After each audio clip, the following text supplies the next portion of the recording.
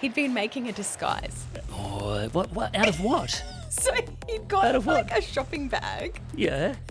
put it over his... Wait, cut 2 eye holes. No.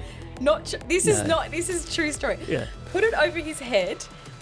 In the eye holes, he put his reading glasses on the outside, walked out the door of the court, and then put a big umbrella like over him.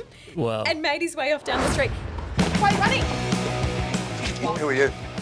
What's got to do with you? 4 months ago, alright? Until they clean up And this their time yard, fair come. the rats won't go We away. don't know it. Is this all hocus pocus? Can you say, abracadabra, here's your pay? I'm pretty fit, Abdullah. I can keep running. It's called a current affair Australia. Is that what it is? Have a lovely day. Hi there, I'm Steve Marshall. Hi, Steve. I'm Lizzie Pearl. Oh, lovely to see you, Lizzie. Lovely to see you. And welcome to this very first episode of That's ACA. That's ACA. Now, what are we here to do? Well, we are reporters for Australia's most popular, most watched current affairs program, aptly named A Current Affair. A current affair. And this podcast is going to peel back the curtain and give you guys a little insight into what goes on behind the scenes, what happens off camera, on camera, as we put together this wonderful little show of ours. Because that's just as entertaining as what we put on air, right? It can be. It certainly can be. Okay. So one of the questions we get a lot of out there is, how do you go about approaching people, right? You know, Finding them in the street, outside their workplace, outside a supermarket, at the gym, and wherever they might be. We have to do it this way because we know that they will not be doing a sit-down interview with us, or they have rejected the opportunity for a sit-down interview with us. But still, there are questions to be put to them, right? There are. And quite often these people, you know, have come to us with concerns or allegations about certain people. Yeah. They've tried their very best to get answers as to, you know, what's happened. They've tried to get their money back. They've tried to find, you know, something that's been stolen. And they've come to us and, you know, we do our job. We call these approaches bouncers. And we had one recently, Zarisha Bradley, one of our reporters in Queensland. She made the approach. She did. This was a story about an astrologist, Brisbane's best astrologist. Yes. He likes to call himself. His name is Govindu. Govindu. He's a self-touted spiritual god. Yeah. He was making all sorts of claims that he can see auras, he can see dark forces, he can see and clear black magic that have been put on families, Right. curses. And he does all of this for a hefty fee. One man who spoke to us for that story had handed over $67,000 That's a lot of to this dough. man, Govindu. Yeah. A lot of these people were sort of embarrassed that they'd handed over a lot of their money, so they didn't want to show their face on camera. Yeah. But, you know, Zarisha Bradley, she's one of our best reporters up there in Brisbane, and she found Govindu at the servo. Govindu, the man who reckons he can solve all your problems but empties your wallet instead. Sorry? Why are you telling your customers to cough up thousands of dollars or threatening that their kids will die? Who told I am astrologer? Guru Govindu, we aren't falling fool to your woo-woo. Did you really tell one of your customers you need a dead body the size of his daughter to perform a ritual? Did you say that? No, Are you sure? I'm sure. I'm not astrologer. Sorry for that. No. It's fair to say Govindu the astrologer didn't see Zarisha coming. I think he needs to look a bit longer in his crystal ball. And the best thing about a servo bounce, Steve, is they've got to go in and pay. So Well- you get a second bite at the cherry when they're on the way out. That's true. They're filling up and then they've got to pay. They've got to come back out, right? This is your advertisement. You claim that you can solve business problems, sexual problems, voodoo. How do you do that? Sorry for that. How do you stop separation? I think you commit for the wrong. Oh no, Govindu, we know who you are. No, sorry. We know who you are.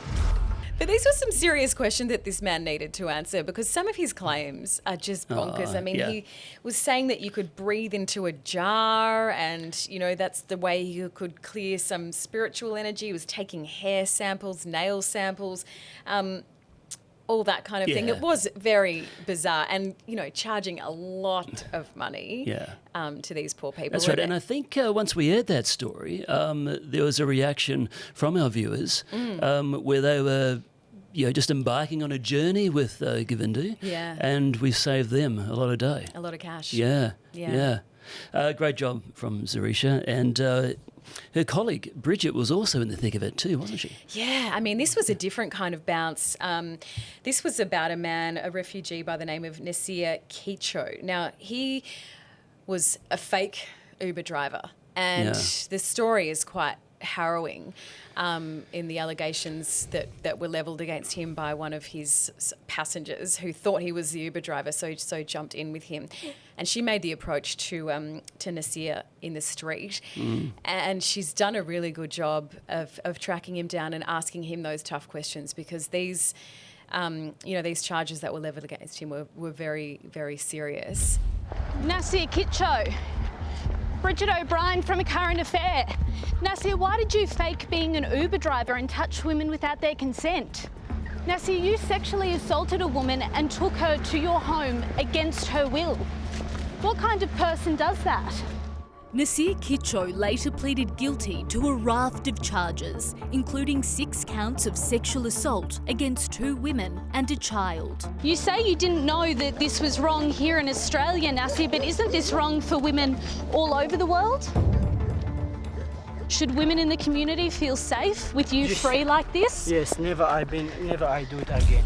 And you can get from that reaction that there was no way that this bloke was going to sit down and give us a proper interview. No. And to Bridget's credit, her determination in that moment managed to solicit a reaction from him, and the excuse that he provided was unbelievable. Ridiculous. Yeah, well done, Bridget, there. Yeah. Heavy subject. But not all these stories are as heavy as those. No, and I mean, Steve Marshall, I do have to give you a little compliment, because not only because it's our first show, so don't expect these every week, but you have to be one of the best bouncers I've ever had the privilege of watching. Oh, well, thank you, Lizzie. I want to know. Why is that?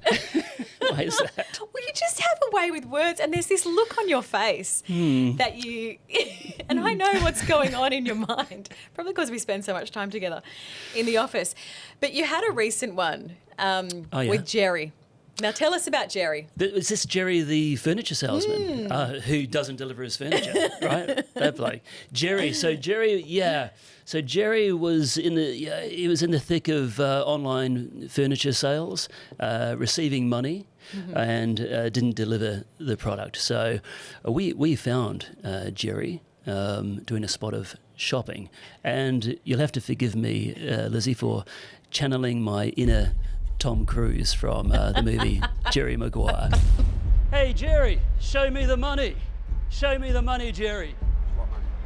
The money that customers say you have taken from them for furniture you haven't delivered. No comment. Would you accept that you've taken money and not delivered these goods? Would you accept that? No, you're shaking your head. What about Grace Pareca? 2 years on, Jerry Lord's been convicted by a Sydney local court for breaching Australian consumer law. An investigation found he accepted payments for goods but failed to supply them. Come on, Jerry. Who's with me? Who's with me, Jerry? You're going to pay them back. Come on, have you not learned your lesson? Pay them back, Jerry, come on. Have you got a script worked out in your head, or does this just come to you in the moment?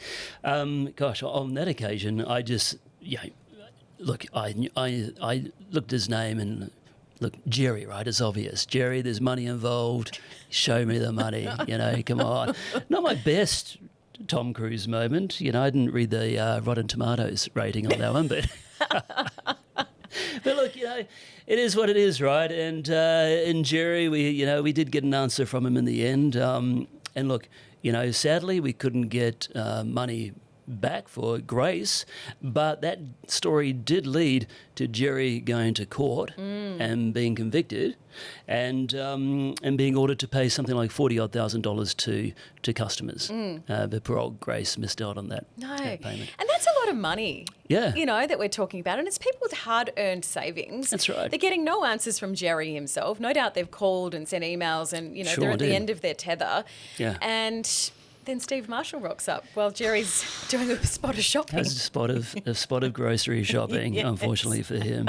You're in the thick of it recently too, right? Outside court. Yeah, well, this is a different way of making an approach, and I have been the court reporter at Channel 9 for quite a while, not so much anymore, but, you know, this is sometimes the one and only way you can find these people is outside court. Yeah. And if it looks like a scrum to the viewers, It is a scrum. It is chaotic. There are microphones flying, bodies flying, because no doubt there's stairs going up and down to courtrooms. Yeah, your cameraman's walking backwards, the sound guy's in there there's as well. There's roads, there's cars, and you've got to jockey for position. You do have to jockey for position. So, and there is a bit of an art to it. yeah, well, this is a story about Bruce Loom and the judge's decision on his case, but you managed to sneak on in there under his wing. Yeah, well, it was a really big day at court that day. A lot of media were there, a lot of cameras, and I just wanted to get close to Bruce Lerman because I wanted him to answer some questions. I mean, this is a man who had been the subject of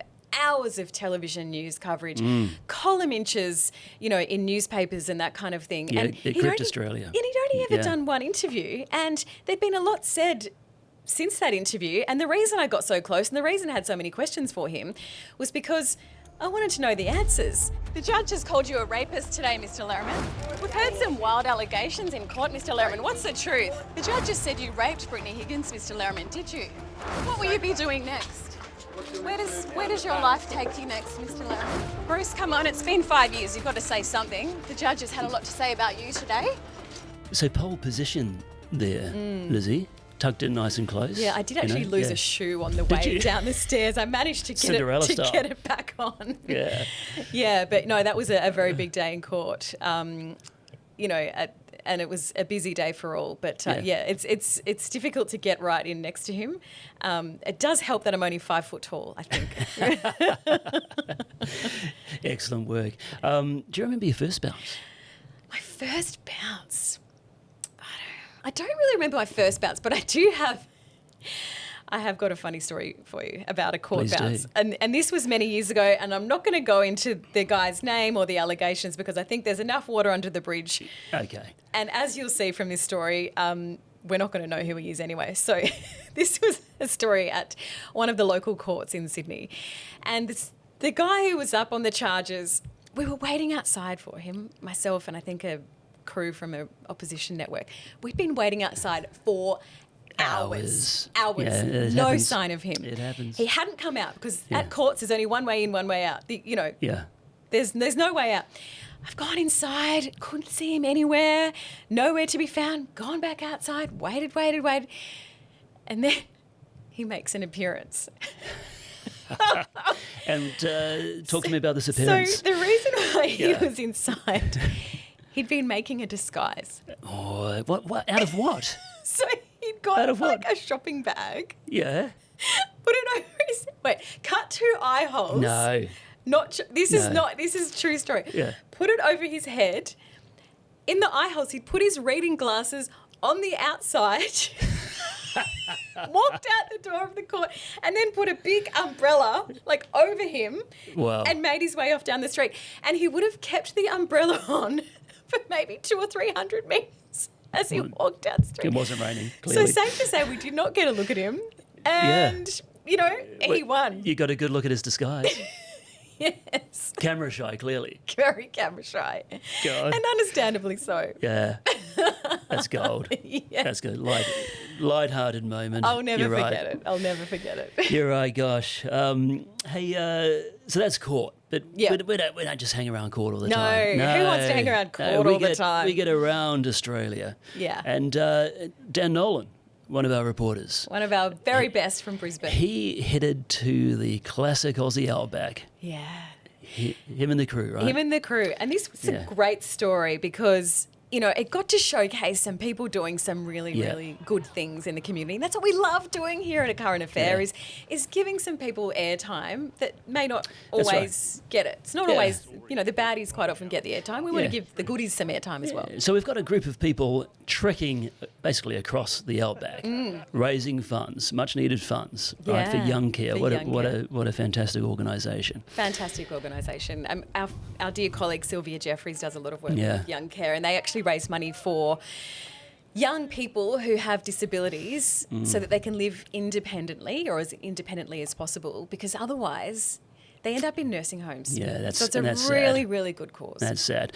And these people had raised over $600,000. Yeah, that's amazing. A lot of right? cash. And they were doing it tough. They were doing it tough because, as you said, they're in the Outback. Yeah. So you're prepared for dry, dusty, hot, all that kind of thing. But unfortunately... Were they prepared for the flies? Well, the flies. Yeah. They were absolutely bombarded with thousands and thousands and thousands of flies. And in one of the people was saying in the story, it was the psychological torment because it's just that buzzing. Yeah. And they're all doing the Aussie salute throughout the whole story. Including Dan. Including Dan. And there was a shot of this guy's backpack, and it was just covered in flies. So well done to everyone that was involved in that. The Aussie Outback is not full of romance. That's and for I sure. think it rained as well. So they were prepared for dry and dusty, and they got wet and muddy. Got drenched. And flies. Yeah. Well done to Dan. Yeah. We love a feel-good story. We do love a feel-good story. And you know what I love a lot about working at a current affair, and I haven't worked here for a long time, but when we do a story about someone who needs some help, it is mind-boggling, the response that we quite often get. Yeah. It's people handing over $10, $20, $30 and writing a beautiful note. The messages, the notes that people write, they get you. It's so touching and it's so heartfelt. And we had an example of this on Christmas Eve last year. A friend of mine, I had actually met this family before, got in touch, and they were just in the worst possible situation. Their 5-year-old boy, he's now turned 6, called Teddy, had been diagnosed with brain cancer. I remember Teddy. Yeah. Yeah, beautiful kid. And he'd had surgery. I mean, he's such a beautiful little boy. He'd had the surgery, but the next step in order to save his life was to have proton therapy. Now, we don't have a proton therapy machine in Australia. Yeah. This is a whole nother story, and we will be doing plenty more coverage on this because, let's put that aside for now. So, kids in Australia can have radiation, which you don't want to give radiation to a 5-year-old kid because they can end up with lifelong injuries. Yeah. His parents really didn't want to do that. So they came to a current affair. They needed financial help. They needed it right away because, long story cut short, the federal government has a program that pays for these kids to go overseas, to go to America to get this treatment. It was Christmas. Some bureaucrat wasn't in their office at that particular point and it was going to be delayed for 6 weeks. Yeah. 6 weeks that Teddy did not have. He needed to get on that plane. The clock's ticking, right? And they appeared on a current affair on Christmas Eve. I remember. At their wits' end. And in the next 24 hours... Things changed. $300,000. Yeah. And, their community helped as well. They're from the New South Wales Mid-North Coast. Yeah. They did a lot of fundraising. But a current affair viewers, people who will never meet this little boy. And never will, because, they're dotted around Australia. Exactly. And they've never met the family. No. And they've done all their Christmas shopping. They've spent all their holiday money and still could find a couple of dollars to hand over to Teddy and write some beautiful little notes. A life-changing moment. An absolutely life-changing moment. And a number of months on, you've got some good news. Yes? I'm getting teary. I'm not putting these tears on. We got some beautiful news recently that Teddy is where his cancer was. There's no cancer there. Yeah. He's cancer-free. I mean, he still has to have chemotherapy and he's still in chemo as we speak. But the treatment's worked and it's working. Yeah. And it's just... That's great news, isn't it? And he's such a beautiful kid and his parents are beautiful and he's got these lovely little brothers who are just sunshine. And so it's just been wonderful just to be a small part of this beautiful story that Teddy and his family have shared with all of us. Everyone that called up and sent some cash through... Beautiful. They saved his life. Oh, that's fantastic.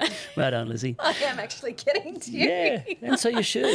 It's an amazing role. We do. Look, and as a reporter, we are touched by the stories, and we're humans we do, as well. and yes, we do move on to other stories, but we never forget You don't forget. who we've met along the way, and you certainly won't forget young Teddy, huh? He's such a little delight, and he says to me, Lizzie, my name's Teddy, and I'm going to punch brain cancer's lights out. How good. Fighter. What and a fighter. He has. Yeah, I love that. Great quote. You should get that on a T-shirt. Yes. You know? Yeah. All right. What a great ep. Yeah, Love do it. you reckon? I think so. We'll give ourselves a gold star. Now, Yeah. we are going to be answering questions as part of this. That's right. Foray into Yeah. vodcasting, hello. Yeah. So if you've got any questions, anything you've ever wanted to know about a current affair. Well, we've got one here from Sally from Mackay. You've got one already. Yeah, Sally from Mackay has written in. And get this, right? Whew, Sally, her question is, have you ever worn a disguise or costume when you've been chasing a story? Well, I certainly haven't put a shopping bag over my head with glasses. That's for sure. But it's a good costume. But now I think of it, look, this is a question we should answer in the next step. Yeah? What a cliffhanger. Yeah, cliffhanger. Okay. Yeah, I put my thinking cap on. I want to know the answer to this Yeah. question. Anyway, you can get in contact with us on our socials, but you can also email in on aca@9.com.au. Yes. Hit us up with anything you want. Anything we'll try you and want. answer it within reason. Within reason. Within reason. Yeah. And of course, if you'd like to catch up on any of the stories that we've spoken about today, head to our YouTube channel, 9 Now as well, and view at your leisure. view at your leisure. Yeah. Thanks, Lizzie. Thanks, Steve. See you soon. Yeah.